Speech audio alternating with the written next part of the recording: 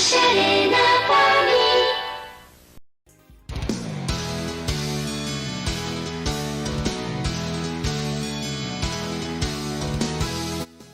Back in the day, the My Little Pony fandom was completely different from what we know now. Before bronies crawled out of their primordial soup in 2010, it was all about the actual toy line, less so the animated adaptations.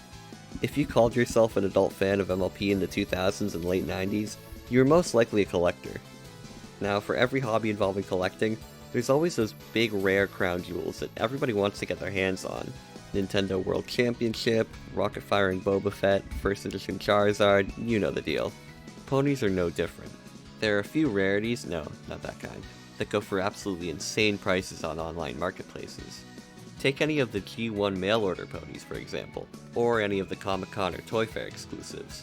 But there's one sort of genre of rare ponies that sticks out from the rest. My little pony, my little pony.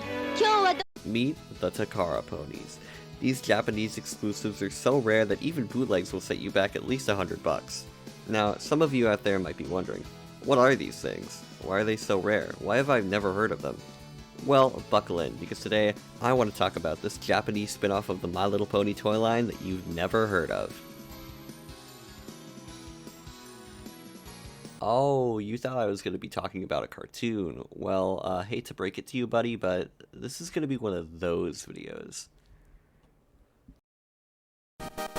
To understand how the Takara ponies came into existence, we first need to look at a different Hasbro toy line from the 1980s. The franchise that most people in the West know as Transformers originally started in Japan.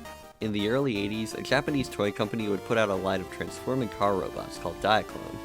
Seeing these and instantly thinking, oh my gosh, American kids would eat this stuff up, Hasbro executives quickly swooped in and bought the US distribution rights. The Japanese toy company they happened to buy the rights from was Takara, who at the time could have possibly been looking for a toy to sell to the young girls demographic. After the Transformers had become a massive success in the US, Hasbro in a way returned the favor by selling Takara the distribution rights to My Little Pony. Instead of just taking what the other had made and giving it a new name, like what Hasbro did, Takara opted to make an entirely new set of toys using the MLP name. In 1985, Takara's My Little Pony, Stylish Pony, made its debut in Japan.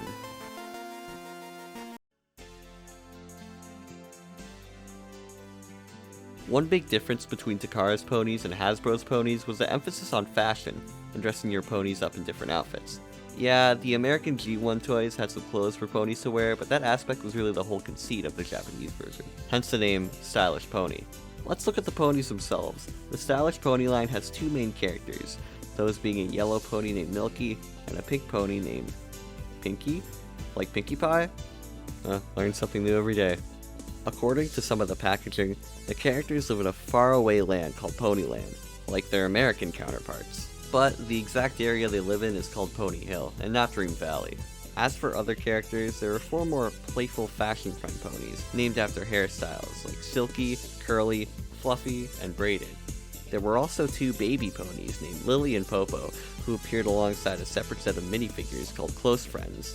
The main 6 adult ponies were all sold in the same type of package, that came with a few accessories and one outfit. There was also another release of Pinky and Milky called Stylish Pony Deluxe, that came with a ton of little plastic accessories for kids to choke on. And of course, you can buy various clothing items to dress your ponies up in. One of these, the wedding dress set, has actually never been seen in the wild. The only known photo is this one from a Takara catalog. Now, for playsets, you can get the dress-up house to dress up your ponies in a house. This is the only playset for the adult ponies, but the baby ponies got a significantly better treatment, meaning that they were featured in 2 playsets instead of 1. For the babies, we have the cute pony bubble bath and the cute pony stroller.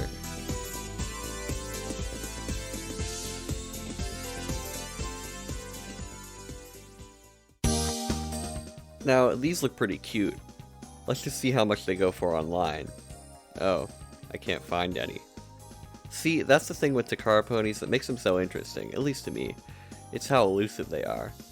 There are only a few known to exist, and most of them come from this one catalog I've been showing on screen. There are a couple of reasons for why you can't just hop on eBay and find one, like how you can for most American ponies. The My Little Wiki, which is my main resource for this video, says it's due to a lack of secondhand stores in Japan.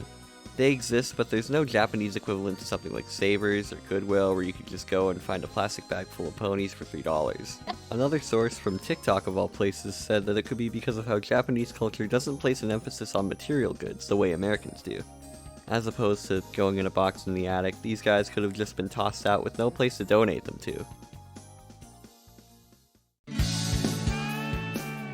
So if you want a Takara pony, the only option you really have is to find a bootleg, or as they're called, fakie, version of the real thing. Most Takara fakies are in the style of the baby ponies. There are only 2 babies in the Takara line, but that didn't stop bootleggers from getting creative with the designs. These fakies from an unknown company feature different colors and hairstyles from the existing ones, including this one with an oddly familiar color scheme.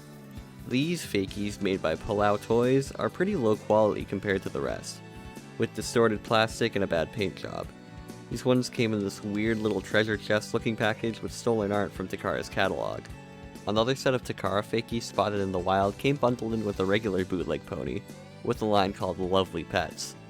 These ones look really nice compared to the Palau ones, though the owner didn't give us that good of a look at them.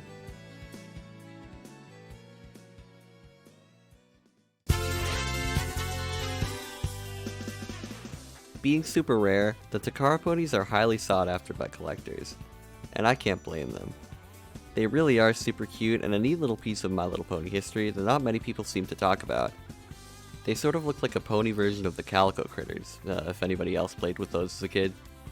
If Hasbro did a reissue of these guys in the US or something, or even some merchandise like a t-shirt, I bet that would do numbers. Sanrio characters are starting to see a resurgence in popularity over here. Oh my gosh, American kids would eat this stuff up.